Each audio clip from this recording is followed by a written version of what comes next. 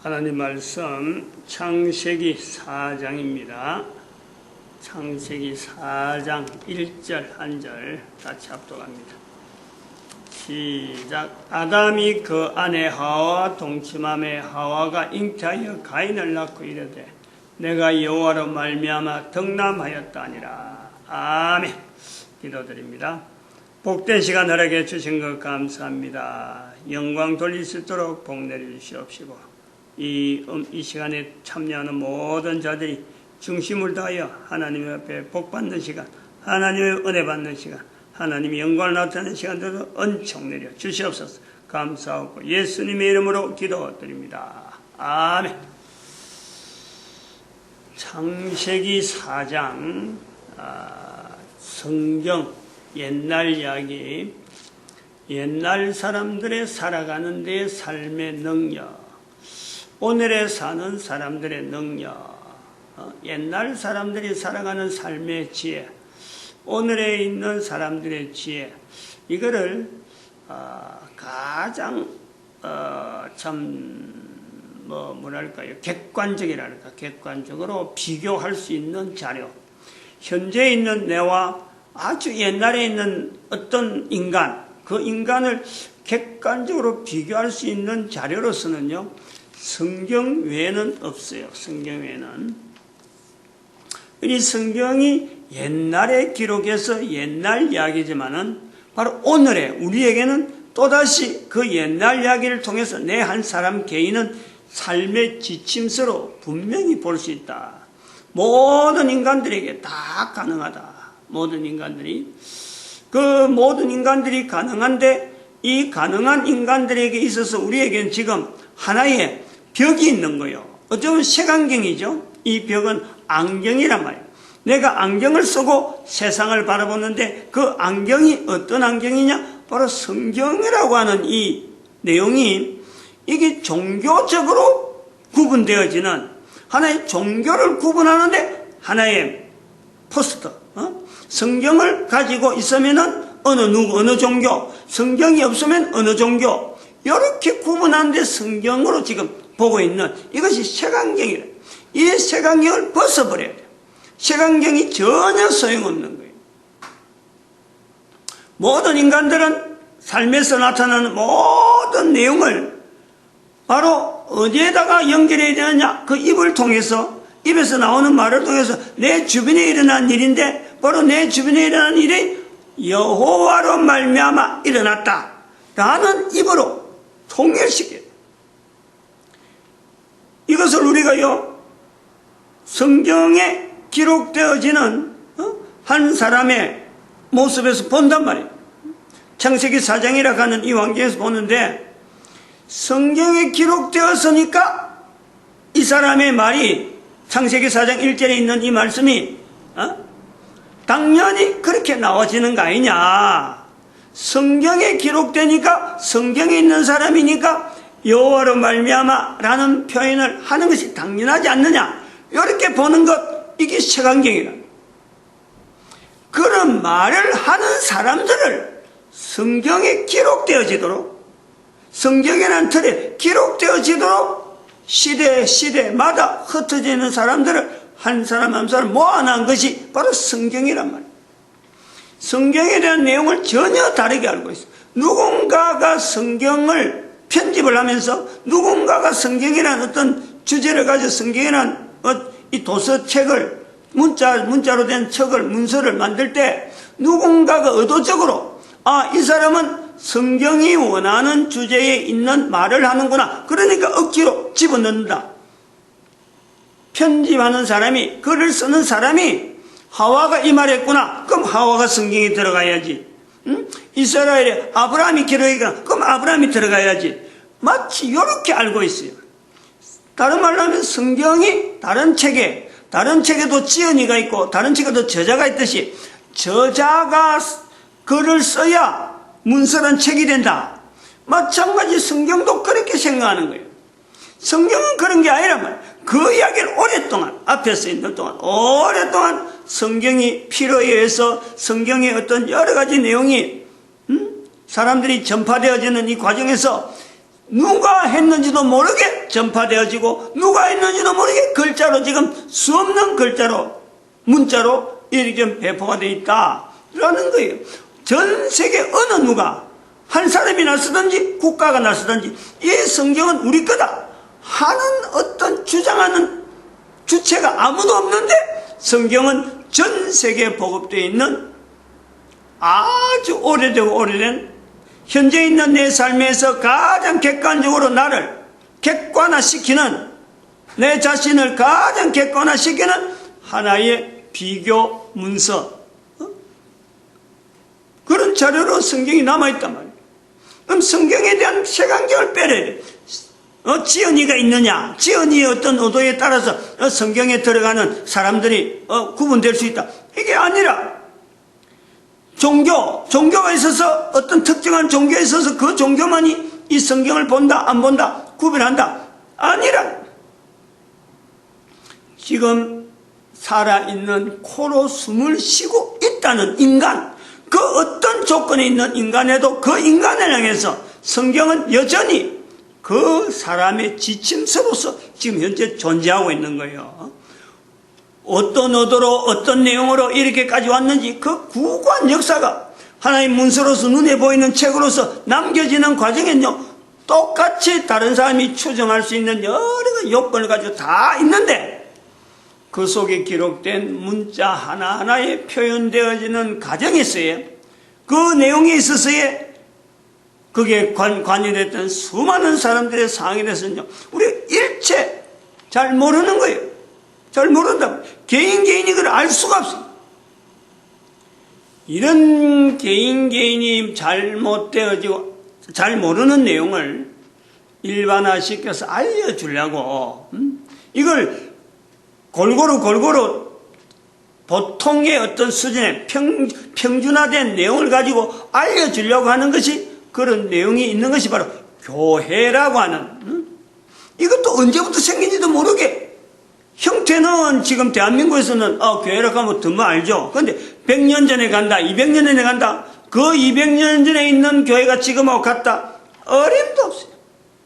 500년 전에 교회가 지금하고 같을 리는 전혀 없고 1000년 전에 가면 더 없어요. 그러나 교회는 있었다. 대한민국에도 이런 모습의 교회는 아니더라도 교회 형태는 대한민국에도요 하나님에 대한 이 신앙을 가진 교회 모습은 1000년 전에도 있었고 2000년 전에 있었고 4000년 전에도 교회는 있었다.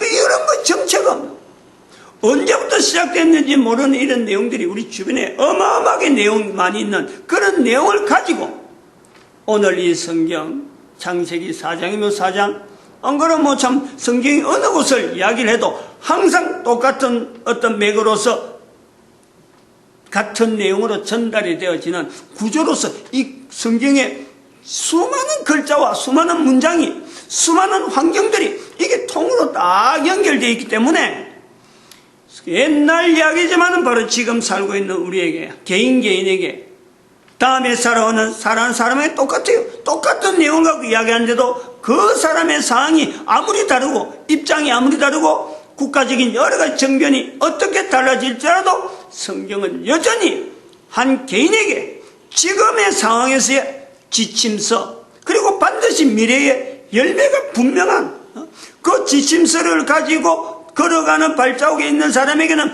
열매가 분명히 있어지는 거예요. 이런 확실한 내용이 우리 인간에게 있다는 것마저 이거는 어마어마하게 감사할 일이죠. 그런 일에 이스라엘의 나라가 기여한 인류 전체가 바라보는 이스라엘에 대한 자리는 우리가 이 성경과 관계돼서 이렇게 귀한 책이 귀한 문서가 적어도 이렇게 전달되어 가는 과정에 이스라엘의 자리가 있다. 이걸 인정을 해줘야 돼요. 인정을.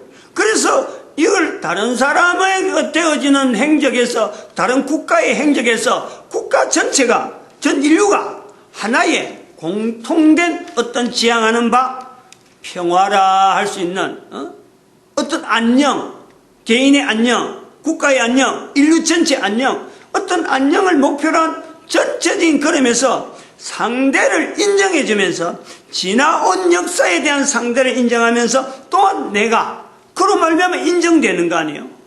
내가 상대를 인정하면서 어떻게 그리 지내왔느냐 그럴 때에 그 사람이 나를 자기를 인정해주는 나라는 것에 대해서 서로 인정하잖아요. 서로 이게 개인에게도 분명히 필요하다. 그게 현재적으로 굉장히 중요한 내용 아니에요. 내 혼자만은 절대 살 수 없는데 내가 전체다 이 사람도 원수고 이 사람도 경계해야 되고 이 사람도 멀려야 되고 전체로 다 울타리를 치면요 나는 결국 내 혼자 사는 게 되는 거예요. 못 사는 거예요. 이건 마찬가지로 전 인류가 마찬가지예요. 국가 단위로서 이 국가는 우리 국가가 안 맞는 거 없고 저 국가 우리가 맞다 이렇게 선을 끄면요 세상에 한 단위 국가에 있는 국가에 맞춰지는 국가가 어디가 없어요. 어떻게 지형이 다르고 문화가 다르고 기후가 다르고 쓰는 언어가 다른데 어떻게 그 딱 입에 맞도록 되는 안 맞아요. 그러나 전체적으로 글로벌한 이 사회에서 서로가 인정해야 될 거는 분명하고 그리고 그 속에서 그냥 같이 있은다 하는 그냥 같이 있는 게 아니고 서로 평화적인 공존이 분명한 전제사항이 우리 사회예요. 우리 사회야. 인류 사회란 말이에요. 이런 역사에서 오늘 본문에서 나타난 이런 내용을 가지고 세 사람의 이름이 나오는데 세 사람의 아담이 나오고 하와가 나오는데 아담하고 하와의 관계는 분명히 남편과 아내입니다. 분명히 남편과 아내. 하와라고 하는 사람의 입장에서는 아내예요. 아내. 아담이 그 아내 하와와 동침함에 이래 나와요. 그러면 두 사람의 관계는 부부 관계라 우리가 보는 거예요. 지금 현재 우리 그런 관계로 본단 말이에요. 그리고 이 사람의 특징이 뭐냐? 아담과 하와의 특징이 뭐냐니까 부모가 없다는 거 아니에요. 하나님이 지으신 거예요. 하나님이 만드신 첫 번째 사람이라. 이 첫 번째 두 사람, 하나님이 만드셨는데 이 첫 번째 두 사람에게 있는 공통된 내용은 오늘 전 인류가 바라는 화평이죠. 화평. 안녕이죠. 안녕. 두 사람 사이에서 지금은 국가로 나눠지고 개인도 여러 가지 관계를 해서 시적으로 있다가 종족으로 했다가 국가 단위로 해서 서로 간의 갈등을 느끼는 관계로 되어 있지만은 두 사람의 관계에서 제일 우리가 쉽게 찾을 수 있는 것은 두 사람 사이에 안녕이 없겠느냐, 두 사람 사이에 평화가 없겠느냐, 두 사람 사이에 화평이 없겠느냐, 이걸 볼 수 있잖아요. 그런데 우리가 자세히 보면 본문에서 보는 것은 이 두 사람이 여기까지 창세기 4장까지 올 때까지의 그 과정에서 보면요 평화는 이미 깨어진 상태예요.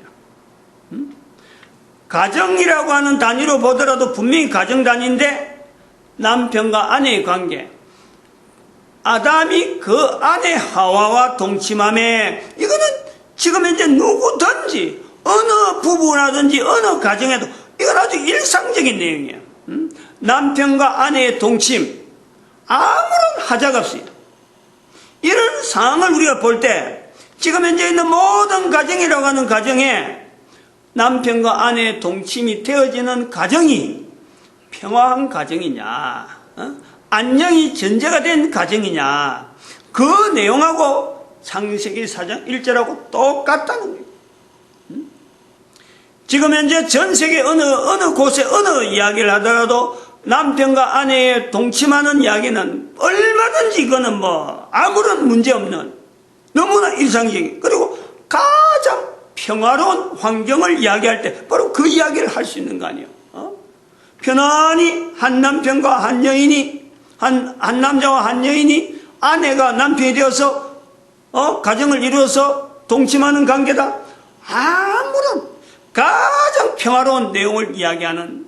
근데 그것을 한번 딱 뒤집어서 보면서 인류 전체가 지향하고자 하는 그 내용에 그건 모든 인류들이 다 가정을 가지고 한 남편 한 아내 이런 가정을 가져서 동침하는 사이라고 한다고 하더라도 거기에 과연 전 인류가 바라는 평화가 보장되어 있는 그런 상황이냐, 여기는요, 전 인류가 적어도 결혼한 사람이라면은 공감하는 내용은 절대 평화로운 관계가 될 수 없다라는 거예요. 동침이라는 내용은 있더라도 평화로운 관계는 없다. 이게 분명한 거 아니에요. 이게 인식이 다 공통된 거예요. 이런 공통된 인식이 있듯이 창세기 4장 1절에 아담이 그 아내 하와와 동침하며 하는 이 내용에 남편과 아내, 하나님이 만드신 남자, 하나님이 만드신 여자, 부모가 없이 유일하게 가장 인간 모델로서 최고의 모델이 되어지는 남편과 아내 사이의 동침, 요 내용에서도 이미 상황 자체가 깨어져 있다. 합평이 되어지는 관계가 깨어져 있다. 그 내용을 가려면 3장에 가면 이미 나와 있단 말이에요. 이런 갈등이 있다는 거예요. 똑같다는 거지. 아담 하와의 자리가 하나님에 의해서 만들어진 거고 외에는 지금 현재 우리하고 똑같다는 거예요.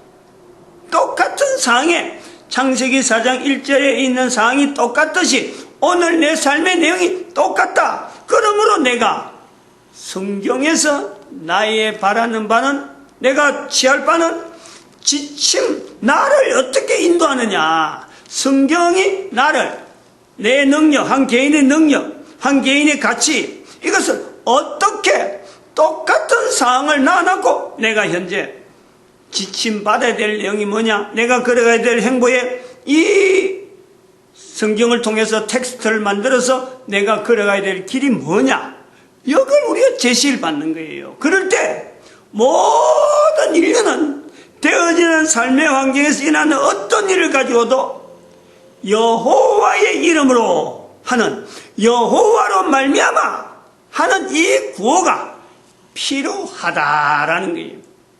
성경이니까 하와가 그런 말 했지, 이게 아니란 말이에요.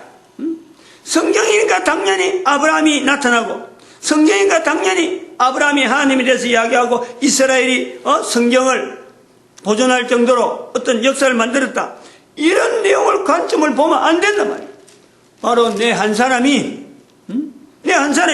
살아가는데 내 한 사람의 삶의 여러 가지 여정이 정말 어떻게 걸어야 될지 모르는 그 여정이 분명하므로 오래전부터 이 성경은 많은 사람들의 지침서가 되어 오다가 이제 비로소 내한테까지 이르러서 내가 성경을 지침서로 해야 되는 성경의 자리, 그걸 분명히 인정하면서 내하고 연결시켰다. 성경에 있는 상황이 이스라엘만의 상황이다, 아담과 하와만의 상황이다, 이 내용이 아니란 말이에요. 과거의 상황이지만은 오늘 내하고 바로 연결되는 아주 직접적인 바로 현장이 이 성경을 통해서 내 삶의 자리가 들어간다. 이것이 우리가 필요하다. 이런 자리가 이 삶의 환경을 만드는 과정에서, 그럼 첫사람이 아이를 낳는다, 덕남했다, 그러면 하나님이 만드신 그 첫사람이 아이를 만든다 할 때 내 상황하고 다르는데, 그럼 내 상황하고 다르는 이런 내용이, 하나님이 만드신 첫사람 아담, 하나님 만드신 첫사람 하와, 이 두 사람이 아이를 낳는다, 덕남한 이야기 아니야. 그 나는 지금 덕남한 이야기의 문제가 아니란 말이야. 그러므로 이 덕남한다는 이 표현을 가지고 첫사람의 입장 속에서 여호와로 말미암아라는 말이 연결되어질 때 어떻게 해서 연결되어졌을까? 첫사람 아담과 하와는 내가 지금 당하고 있는 일하고는 전혀 관계가 없는, 내가 당하는 일을 몰라요. 모르지만은 나는 기록된 표현을 통해서 첫사람 아담과 첫사람 하와의 입장을 가지고 여호와로 말미암아 덕남하였다는 이 내용을 이야기할 때, 나는 여호와로 말미암아 내 하고 있는 상황, 성경에 기록되어지 않는 어떤 내용을 가지고 이걸 여호와로 말미암아라는 말을 해야 되겠는데, 여기서 연결할 수 있는 것은 내가 노력을 해야 돼. 내가 일종의 적용이라는 내용이 되고 또 해석이라는 내용도 되고 또 성경에 있는 내용을 뭐 석이라는 이런 표현도 쓰긴도 한데 성경의 의미를 오늘날 내 삶에 가지고 해석을 해서 내가 실제로 행동할 수 있는 이런 몇몇 과정을 하는데 내가 거기에 대한 분명한 지침서를 할 때는 바로 이런 요소가 들어가는 거죠. 이런 요소도 없이 그냥 읽은 대로 내 행동이 바로 나올 수다. 그러면 지침서가 아니죠. 수천 년 동안 똑같은 단어로 문화가 달라지고 환경이 달라지는데 불구하고 성경은 똑같은 내용을 가지고 이야기했다. 그런데 사람들이 따라갔다. 분명히 거기는 문화적인 차이, 언어적인 차이, 여러 가지 차이가 있는데 그걸 딛고 지침서가 됐다. 나도 그런 정도의 그 정도의 노력은 내가 스스로 해야 되는 거예요. 이런 걸 하기 위해서는 교회를 가서 자주 이야기를 듣는 게 제일 낫고 자주 들으면서 그 다음에는 관계된 서적을 보든지 관계된 자료를 보면서 연구를 해봐야 돼요. 나는 왜 이런 삶을 현재 이런 문제를 왜 내가 고민하느냐, 그거하고 유사한 성경의 내용이 어디가 있느냐 라는 걸 찾아다녀야죠. 오늘은 바로 이런 부분에서 아주 기초적으로 가장 기초로 할 수 있는 여호와로 말미암아라고 하는 이 내용을 모든 데 다 요소를 집어넣으니까 창세기 4장 1절에 대한 이 표현이 다른 데 문장에 가도 비슷한 표현이 많이 나오는데 창세기 4장 1절에 머무는 것은 모든 사람이라고 할 수 있는 바로 대표가 첫사람 아담, 첫사람 하와 그 내용이 나오는 거 아니에요. 그 뒤로 나오는 모든 사람은 다 그거 따라간단 말이에요. 그래서 첫사람 아담과 첫사람 하와가 벌써 시간이 이래 돼버렸는데 참 등남한다 하는 이 내용에 우리가 지금 현재적으로 알고 있는 하나님 앞에서 등남이라고 하는 이 내용이란 말 자체가 여호와로 말미암아 등남하였다는 이 내용이 첫사람 아담과 첫사람 하와에게 있다 이 언어가 이게 얼마나 우리가 지금 생각이 될 요소가 얼마나 많이 있는데 거기에 우리가 거의 대부분이 또 나름대로의 시각경이 주어지는 것은 우리는 지금 덕남이라고 하면 우리 생각만 하고 우리 환경만 하고 덕남이라고 한단 말이에요. 그런데 그 내용을 아담과 하와의 입장에서 덕남이라는 내용을 한번 연결해 보면 말이에요. 아담과 하와가 말하지 못하는 나의 삶에 있어서 내 문제 그 문제가 어떤 연결이 성경의 지침서라는 그 구조가 어떻게 되어진다는 것의 실마리를 찾아내는 거예요. 근데 오늘은 시간이 많이 갔어요. 여기까지. 덕남이라는 그 내용 자체가 어떻게 아담에게 있었고 하다와 하에게 있는가 이거는 굉장히 우리가요 생각을 많이 해봐야 될 내용. 마치 아담과 하와가 내 입장을 가지고 만약에 여호와로 말미암아 어떤 내용을 이야기할 수 있느냐 그걸 마치 대신 설명을 해주는 것 같아요. 아담과 하와 아무도 모르고 있어요. 내가 하는 일에. 그런데 내 하는 일을 아담과 하와에게 야 내가 이런 일을 하고 있는데 이런 입장인데 이럴 경우에도 여호와로 말미암아 라고 말할 수 있겠느냐 라고 한다면은 그 설명을 하는 내용이 내가 지금 아담과 하와에게 설명하는 거고 또 덕남이라는 말 자체가 아담과 하와가 쓰는 이 덕남이라는 말이 내가 지금 하게 될 때 과연 나는 내 상황을 가지고 성경에 있는 덕남을 그대로 받아들이는 게 옳으냐 요걸 뒤바꿔서 생각해보는 이런 고민은 한번 해봐야 될 필요가 있지 않느냐 이래 보죠. 오늘 여기까지 하겠습니다. 마칩니다. 기도드립니다.